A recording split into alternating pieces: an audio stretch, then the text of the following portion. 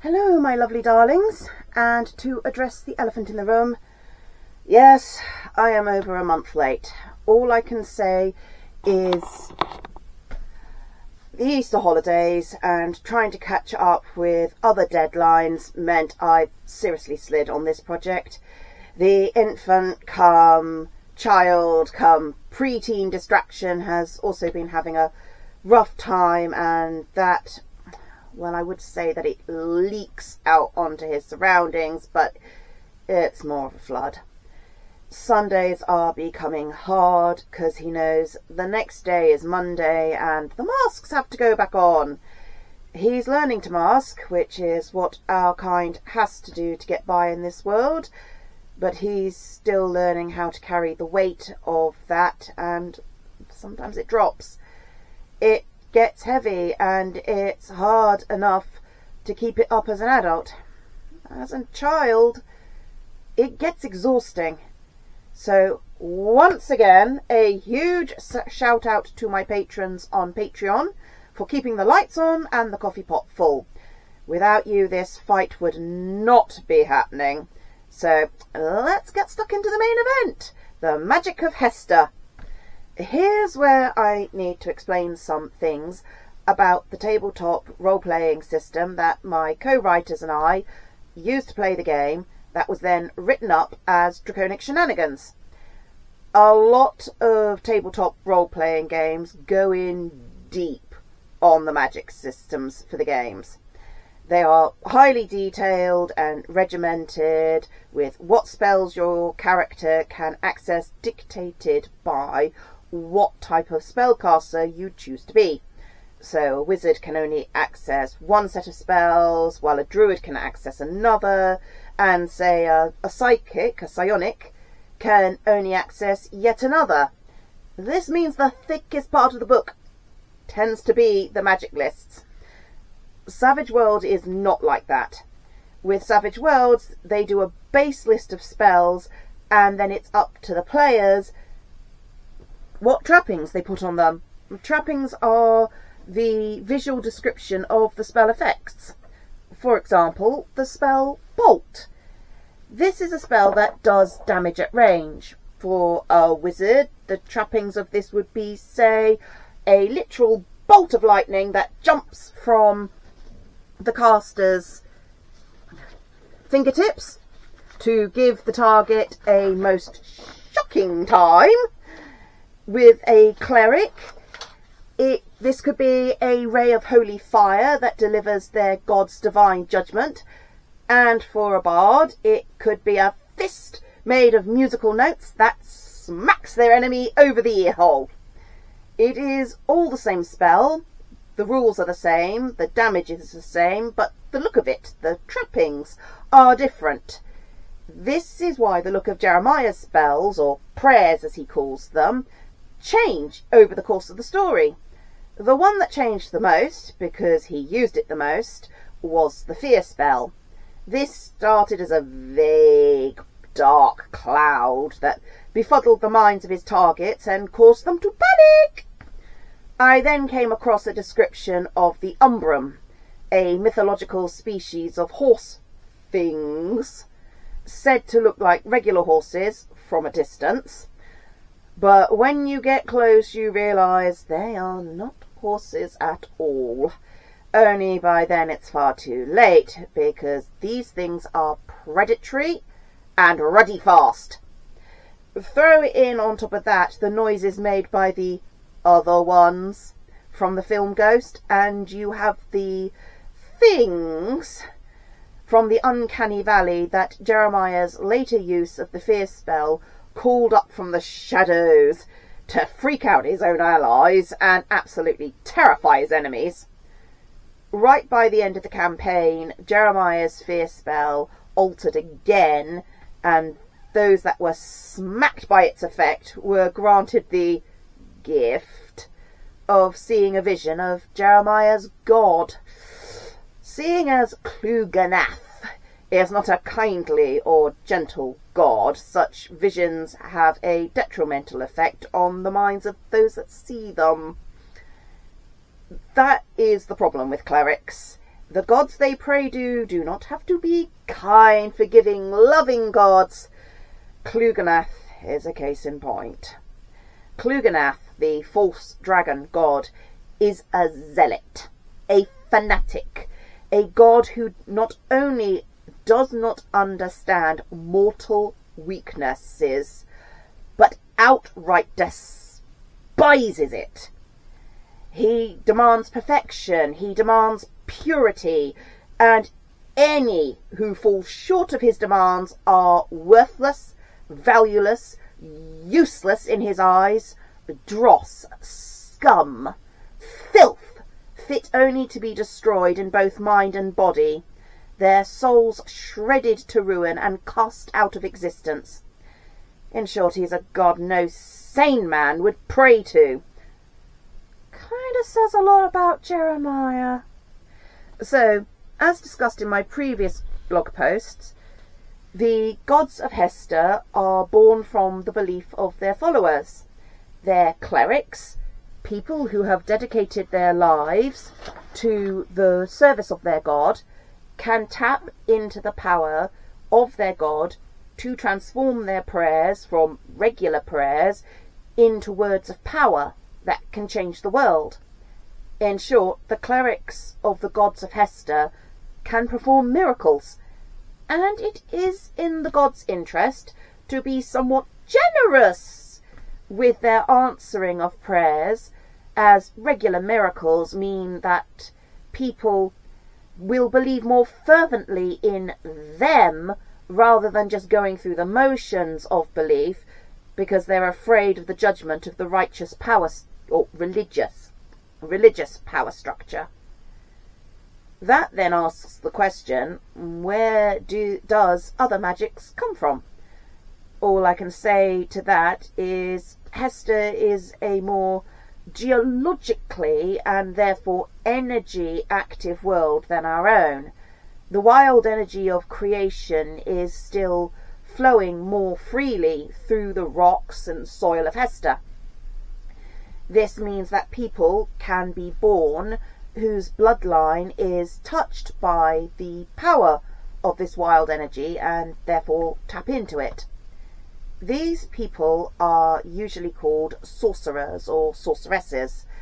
In many ways, they are some of the most powerful magic wielders, as their abilities are limited only by what their minds can conceive. I took inspiration from David and Lee Edding's Belgariad series for the sorcerers, in that I modelled their abilities on the will and the word. A sorcerer on Hestia concentrates on what he wants to manifest in the world, and then speaks a word or phrase to act as the release valve of the power he carries in his connection to the raw stuff of creation. However, his concentration must be absolute on what he wants, because a slip of thought can either warp the manifestation out of alignment, or in the worst cases cause catastrophic backblow. There are stories of sorcerers who have blasted themselves and half a city out of existence in a moment of inattention. Mages or wizards, both male and females, have a different method of creating magic, and it does vary by race. It is said that creation did not randomly spark into existence on the back of sheer chance. The learned people of Hestia speak of a director, a guide, who spoke the instructions of creation and laid down the rules of existence. Therefore, language itself has an innate power, descending as it does from the first words spoken by the author of creation. Every tongue, every word contains an echo, however slight, of the first words uttered in reality. Mages, through long study, careful experimentation, and sometimes sheer dumb luck, have discovered over millennium of effort the combinations and formulary that channel some of that first burst of creation. Passing their knowledge down, master to student, they have gradually built up a repertoire of spells that have reliable effects.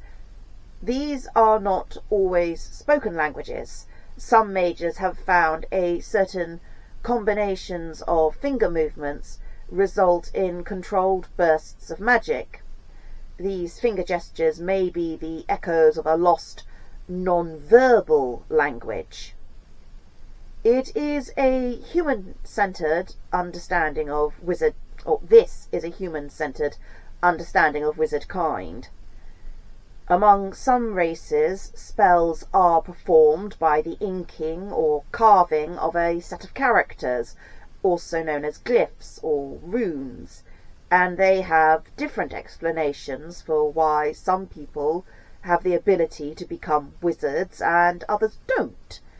Among the dwarfs and gnomes, it is believed that a wizard's power comes from within their minds and souls, that it is like a reservoir of power within themselves, and that when a wizard shapes the glyphs, they tap that power, that the glyph and the word acts as the doorway through which the wizard's mind is made purely manifest upon the world. Dwarfs have a fair number of these wizards among their number, while gnomes do not. Gnomes instead speak of the current. They describe it as a flow of light through the world, a river of power that permeates all things, both living and non-living. Their magic wielders carve runes that channel and shape the flow, directing it to the shape they wish. It should be noted that there are many gnomes among the children of Crone's Inn, and a fair number of them are powerful users of the runes of Crone's Inn. No matter what form they take, mages, wizards, or by whatever name they are known, require many years of study and careful experimentation to truly harness their powers, hence why there is a long-standing rivalry between sorcerers and wizards.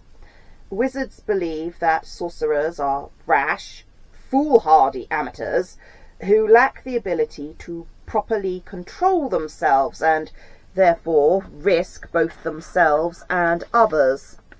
Sorcerers often see wizards as bigoted, stuck-up snobs who refuse to accept any nuance or adaptability into their thinking. There have been stories of sorcerers who asked to be accepted into wizard colleges to prove they had what it took to be a wizard, but even if they passed all the tests, even with flying colours, they are rarely accepted among their peers and are often held back, even denied graduation for lacking form or being a disgrace to the profession. Witches are another branch of magic looked down upon by wizards and clerics alike. These magic users walk the line between wizard and druid. They pull their power from the natural world with years of study and many hours of service, whereas wizards are often gazing at the stars, or trying to understand the cosmos, or involved in the mighty currents of history and politics. Witches are down at street level, discovering the herbs that grant healing and bandaging the wounded. Witches study the natural world until they gain the power to manipulate it, though many witches say they are granted permission to use it. Who grants this permission? The world, the land, Hestia herself. The witches say the world grants the permission on the understanding that the power will be paid for. There are, of course, ugly rumours circling to discredit witches, rumours that speak of child theft, cannibalism, and transformation spells used to punish those that defy the witch's power. Who started these rumours are unclear, but they are grotesqueries of the truth. Yes, witches are intimidating. They do not give help to cowards. Yes, witches are harsh. They lend no power to the weak. Yes, witches stand in isolation. They will not bow to following the thoughtless herd.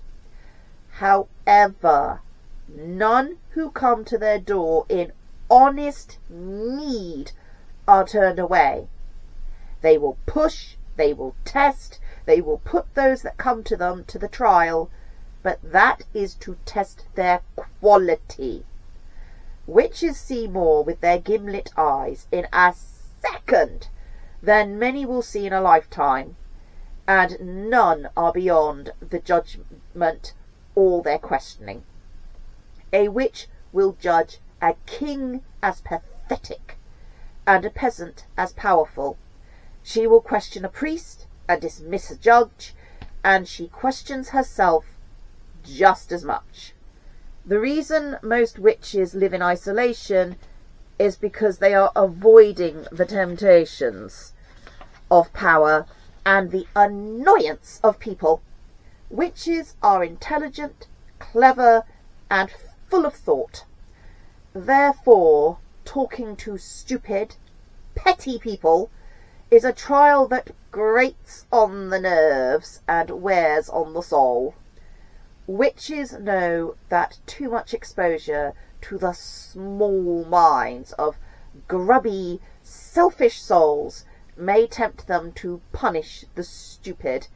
And if the stupid are to be punished for being stupid, small-minded, bigoted, arrogant, and ignorant, then there would be no end to the punishing, and the world would still not change. Witches know that you cannot force people to change. They will only change when they want to, and they will not want to until you force them to. Witches have better things to do with their time than waste their energy playing stupid games where you only win stupid prizes. So they limit their contact with others so that they are not tempted to make all the stupids in the world believe that they are nothing but small white rabbits. This is what proves more than anything that the tales are nothing but propaganda. A witch would not spend the power on turning someone into a small white rabbit. If nothing else, the gassing off of excess mass would be a total energy drain. Instead, if a witch was going to be bothered about dealing with someone that petty, they would instead make the person believe that they have been turned into a small white rabbit, when physically they have not been altered one iota, though the stupid are more likely to be bewitched into believing that they have been turned into pigs, so that everyone would be confronted with the truth of what they really are. Witches stand at the edges of society, guarding the borders of life and death, truth and lies, holding up the mirror so that society has to take a good long look at itself and see what it truly is. They are always feared and never really thanked, because who speaks kindly to the one who does the messy, stinking work of saving humanity from itself? Witches do not allow a wrong to stand. They confront the self-righteous and those who value performance over the real work.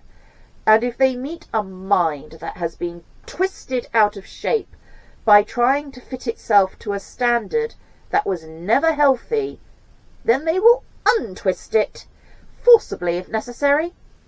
A witch will not allow someone to sit in comfort if that comfort will bring evil into the world. If the work hurts, Then get on and do it, and it will stop hurting sooner, is the attitude of a witch. Approach with care, caution, and profound respect. If a witch approaches you, brace yourself. Druids tend to be confined to communities on the edge of civilization, moving and shifting with the breath of wind and weather, their minds filled with the beauty and terror of forces that can barely care for higher races at best and outright dismiss them at worst. Nature is gentle and punishing by turns, both ruthless and nurturing. Druids, or shamans, as they are sometimes known, learn nature's capricious moods and guide their communities to move with her rather than fight against her, because in the battle between nature and those who would build walls to contain her, nature will always win. It may take years, centuries even, but steel and stone will always break before root and water in the end. If you move to a new area and the original and say, it turns to water, you had better believe they are talking literally and not figuratively. Such a warning was gained the hard way over generations, and sometimes they have come with death tolls that will have pushed communities to the edge of extinction. A druid's roots go deep into the flesh and bones of Hestia. They feel her rhythm as a change in their own heartbeat. Much of their powers are used in the seeing of things as they are, as they were, and possibly as they will come to pass. They read weather and water and stone. They can predict the weather and predict animal movements through the world, and as they grow in power, they gain the ability to influence the motions of the world. Young druids can cause explosions of plant growth and form bonds with domestic animals that are beyond the normal levels. Those growing in power can bend water to their will and calm wild beasts, forming powerful bonds with those untamed. The very strongest can take on the form of animals themselves and cool down the thunder of storms.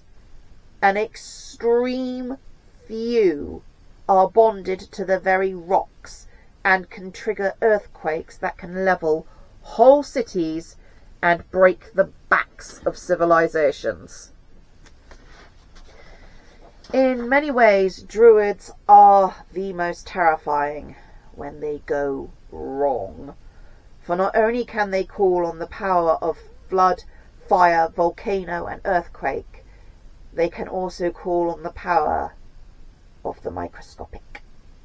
There are legends of druids who, having watched their people be pushed back to the edge of existence, have broken, going mad at the sight of ancestral lands desecrated for the sake of mines and drilling and foundries. The cries of mortal suffering under the lash and chain, blending and echoing with nature's distress, until their minds shatter under the weight of pain, and they reach for the darkest, the most foul, the most unclean. Often there is no sign of what is to come to begin with, and then the first headaches begin. The pain comes on savagely, often to the point that the touch of the pillow is enough to make the infected scream. High fever follows, hard enough to make the heart gallop and stutter. The racking cough splits the throat and can cause bleeding in the lungs. If there are other diseases in the community, then the two will run hand in heart, an unholy matrimony with death as its child. For those that somehow survive this, there is often a lassitude so deep they cannot chew and often struggle even to drink. Careful nursing is required, but that risks the lives of the nurses and the possibility of transmission. The name of Ulrich Seaport is remembered with dread. A settlement of 1,600 regular residents and a transient population of about 500 sailors, it hosted a yearly social event that attracted about a further 1,000 visitors to the festival the very night the bells of quarantine rang out and the gates were shut. The ships cast adrift or burned in their docks to prevent the plague spreading further. 2 weeks later, a relief ship discovered 26 survivors, all under the age of 12. The ship stayed in port for a month as a precaution, the sailors busying themselves with the funeral pyre they built in the main square for the whole time. The flames never extinguished, the fallen becoming the fuel that kept it burning until the stench of it lingered for a year and a day. The kingdom fell into decline afterwards. Its major trade route broken, agriculture disrupted across a whole region, and the terror of further outbreaks leading to witch hunts, hysteria, riots, civil disruption, moral degradation, unsettling cults, and dancing fever. Whether enough of the land's original people had survived the years of occupation to take repossession of what once was theirs remains to be seen, but the total and utter smash of the kingdom has led some to speculate that it was orchestrated by a tomb dragon to claim another kingdom for its hoard. Certainly the capital appears to not be crumbling in the way one would expect for an abandoned settlement. In the land of Samwesti, there appears to be a system of magic and energy control unlike anything encountered elsewhere. The animal people of the scattered islands have perfected a system of magic that relies on the motion of the body to cast. This is not the small finger movements of wizards. This is motion that flows with power, soars with grace, and strikes with force. Witnessing it is said to witness something between a battle and a dance, poetry written in motion, in which the elements of the world become the dance partner in the rhythm and melody of power. There are said to be 5 distinct styles, each focusing and channeling one of the 5 elements: fire, water, metal, air, and wood. Each system takes decades of study and practice to master, and is unusual in that someone who lacks the proper connection with the element can learn them. Indeed, each and every element system can be learnt by someone who has no ability to control the element. These unconnected students are often trained in separate dojos after the second kata is mastered for their own protection and to not give the connected students an unfair advantage. But the systems all teach balance, coordination, grace, and control. Most of the people of Samwesti will learn at least 3 katas as part of their education to encourage restraint, ability, and confidence, while those who are connected are encouraged to go further to have a better mastery of their abilities. Most can only learn one system and connect to the accompanying element. If they try and learn other systems, they will do so as an unconnected. This, however, does not mean that learning the other systems is without worth. Indeed, sages who are willing to spend the time learning other systems as an unconnected are often the most powerful in their own system, learning to blend and adapt the techniques of both systems into a sum greater than its parts. It is said that Ching Song, the black-shouldered kite, who was queen of the pirates of the Eastern Sea, the Hul, who was pardoned and honoured by the Emperor of Tianjin, was an air-connected who had studied both fire and water system before she took to the life of a pirate queen and raider. It would certainly explain why her vast armada was never scattered by storms and often moved further and faster than expected, and it would lend credence to the reports of her ships outmanoeuvring pursuers by sailing directly against the wind. If true, it would mean that she was an air connected that outranked just about every other connected of any system that has ever lived. Maybe once in 3 generations or so, someone will be born or hatched who can master more than one system.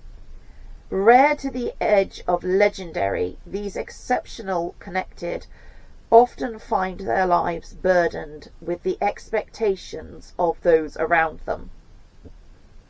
They are often seen as prophets, leaders, missionaries, or, worst of the worst, chosen ones, sent to fix the world. Many try to hide their abilities, or even leave the islands altogether to force the rest of their society to accept responsibility for their own actions, their own problems, and their own salvation. Others accept their position of leadership, often becoming the lords of defensive castles or the founders of one of the abbey communities. If they are forced to go to war, they are literal forces of nature that can hold the centre of a battle line on their own. Due to their singular magic system, the people of Shumwesti distrust other magic users and rarely allow any to land on their shores. This may be because, rightly or wrongly, magic users of other disciplines are often blamed for the sundering events that have marred their history and their islands, leaving some islands stripped to the bare rock and others collapsed into the sea. The badgers and hares of the larger islands speak of dark areas of forest and jungle where things not quite right by the laws of Hestia skulk and lair, their ever-hungry eyes roving, trying to discover any unfortunate who has wandered into their reach. Some communities whisper of things that fly on dragon-like wings, and yet are not dragons, and have unnatural hungers, leeching off their victims for weeks or even months before the victim's health reaches a tipping point and they collapse, sickening rapidly and often perishing. The peoples of Shumwesti believe these things to be creatures spawned by the dark work of magic users not from the islands, and is another reason why they look at the fur and featherless with distrust and suspicion. The more uncommon users of magic are the relic makers, most often coming from the rune weavers of gnome kind or the glyphsmiths of the dwarfs. There have been those from other magic systems who have learnt this trade, though sometimes it has been a group of magic users from several different disciplines who have pooled their power, their expertise, and their abilities to create projects between them. Either way, the relic makers create an item and then imbibe a particular spell or effect into the item. It is a long and weighty process, often demanding many strange, rare, or dangerous ingredients to complete, and only rarely can these items be reused. Most often they are consumed by the creation of the relic, either directly incorporated into the relic or spent as catalysts to set the magic into the item. Though there are legends of certain locations or complete buildings that are relics, most are small enough to make them easy to carry by the owner, or they are self-mobile. Many are musical instruments or pieces of clothing or even items of jewellery. Many bards who channel their power through their music use such relic instruments to either increase their power or as the source of their power, while other bards have been instrumental in making these instruments, either by themselves or as part of a team of relic makers. Most relics will have an activation system. In an item of clothing, for example, this may be pulling the hood up or doing up a certain button. In jewellery, it is often twisting a portion of the item. There does appear to be passive relics of power as well. One of the most unusual are the paintings that move, the characters in them carrying on lives within the confines of the canvas. There are stories of these being cursed items. In one tale, a little girl vanished from her village, only for her image to appear in a painting in the manor house. The image of the little girl would change position and activity in the painting, though no one ever saw her change her place. She also aged as a living human would, eventually disappearing from the canvas after about 7 decades. A younger daughter of the manor family left the residence 10 years after the girl first appeared in the picture and never returned, moving to one of the port cities and then across the sea. While in the city, it is said that she was the patron of an extremely talented painter, commissioning him to paint not the rich and famous, but to hire the poorest and most destitute to sit for his paintings, often bringing him the models herself and paying both him and them handsomely for the results. These paintings were said to have an extremely lifelike quality to them, the eyes seeming to track the people who looked at them, and their skin having a lifelike texture beyond what is usually possible for the artist's brush. Unfortunately, none of the original works remain, though a few were copied by art students practicing their techniques. The originals all degraded over roughly 70 years after they were painted, and no effort of restoration seemed able to save them. Other magic paintings are made with the full consent of the subject. These paintings appear as ordinary paintings until the subject has died. Then the wizard can perform a ritual to imprint the canvas with a copy of the subject's personality. These paintings can move under observation and even speak with the observer. They seem to be a perfect copy of the original subject's personality. It appears that where there are collections of these paintings, the subjects, including animals depicted, can visit each other's canvases and host visitations. How vulnerable the canvases are to damage is debatable and unsettled as, for obvious reasons, none of the magic canvases are volunteering for destruction tests. The other question asked is how much distance the transfer between canvases can take place over. There are rumours of at least one government experimenting with using the canvases as a method of fast communication across the width of the kingdom. If this is true, then if it is true that the transfer between canvases have the ability to cover a deal of distance, then it occurs to the scholar that the kingdom that possesses a fair collection of these magic paintings will have the ability to spread information and knowledge faster and more accurately than any other, enabling them to respond in a more timely manner to changing circumstances than many other authorities. As mentioned, there are some bards whose music is more than just music. Often these bards are using an instrument that provides the power to create the effects of the spell the bard wants to cast. However, it would be a mistake to believe that these bards are totally without skill, as most instrument relics require their owners to attune to the instrument, a process that, if it fails, means that the instrument will not unleash its full power for the user, acting as a high-quality, well-tuned instrument, but nothing more than that. If, however, attunement is achieved, then the bard gains an ally that will increase the effect of their art and take it to a whole new level. Music is a language that speaks across all cultural borders and in all differences in tongues. A mother's lullaby requires no translation, and a marching beat stirs the soul no matter which clan you call home.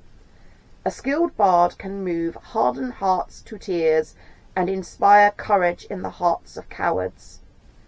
With an instrument relic in their hands, a bard with skill can move whole armies to the attack and convince a dragon to lay down in peaceful rest.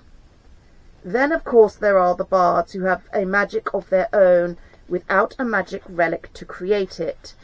These bards are most likely a variant of the sorcerers, people who have been touched by the wild, raw magic of creation, who instead of channeling their power through a spoken word, channel the power within through the music they create. Very often, the only sign that these bards are any different from their fellows is that they do not need their instrument in their hands to cast their spells. Instead, their song carries a power and an authority that few kings can match. The fame of these bards can become legendary, and lords and kings compete to house them in their castles and manors.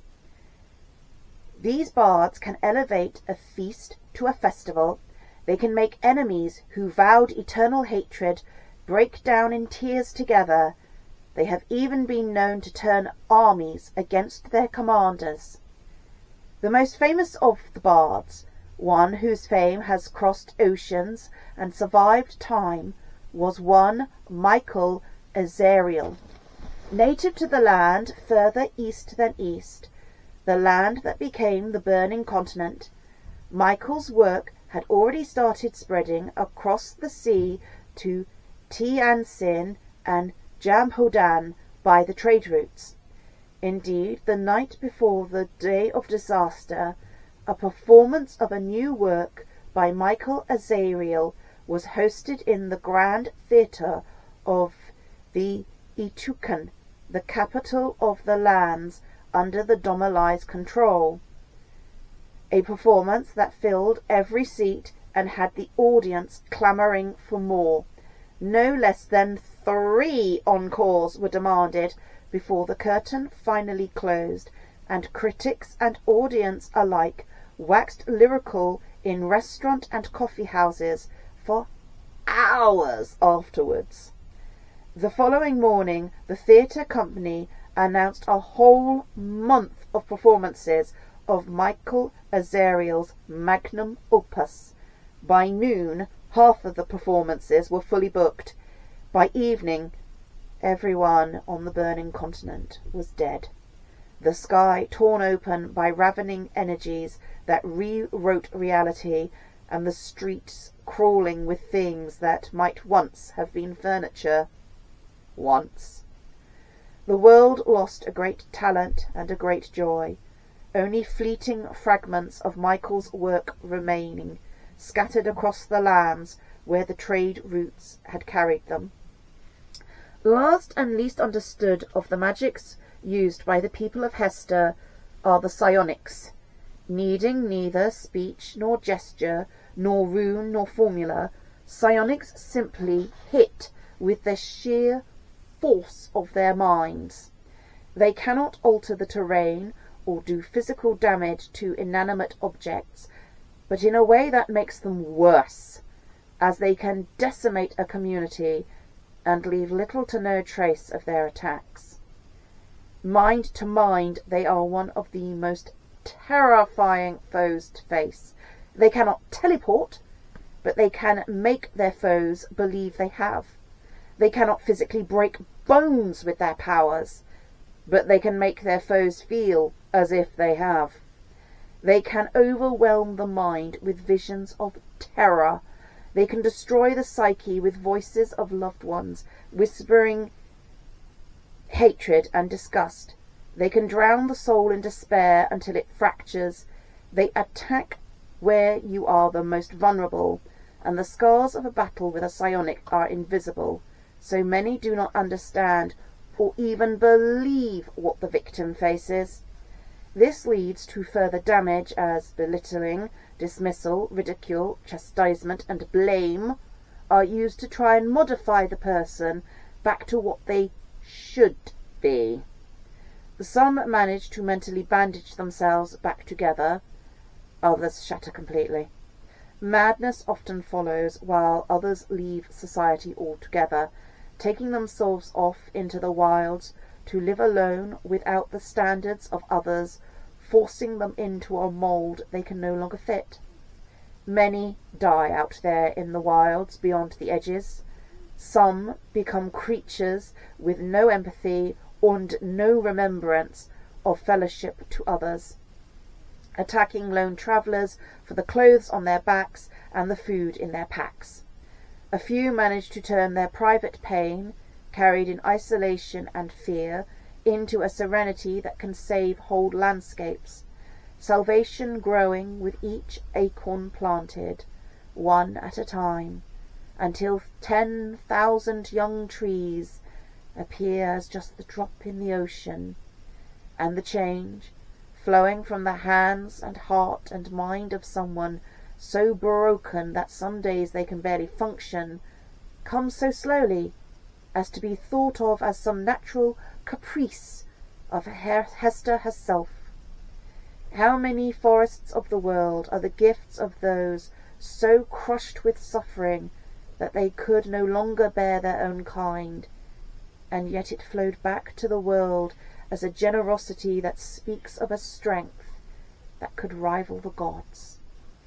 And yet the question remains, does this amazing generosity, given with no want of recognition, undo the suffering of the hundreds of those who shatter completely under the force of the psionics attacks and the aftershocks that come from survival? It occurs to the author that perhaps the real question should be, why are survivors pressed to the edges for holding a pain that is invisible to others? And there you have it. The magics of Hestia, including a few of the main four, have met, as well as some they haven't managed to run into yet. I hope my lovely darlings enjoyed, despite this one being a month late. All I can do is apologise for that, and I will try my best to get the next one out on time. The only problem is I do not have a clue what to write about next. If you have any suggestions, please drop me one on my social medias, which will be linked below. Thank you for listening to the end, my lovely darlings. Be safe and be kind.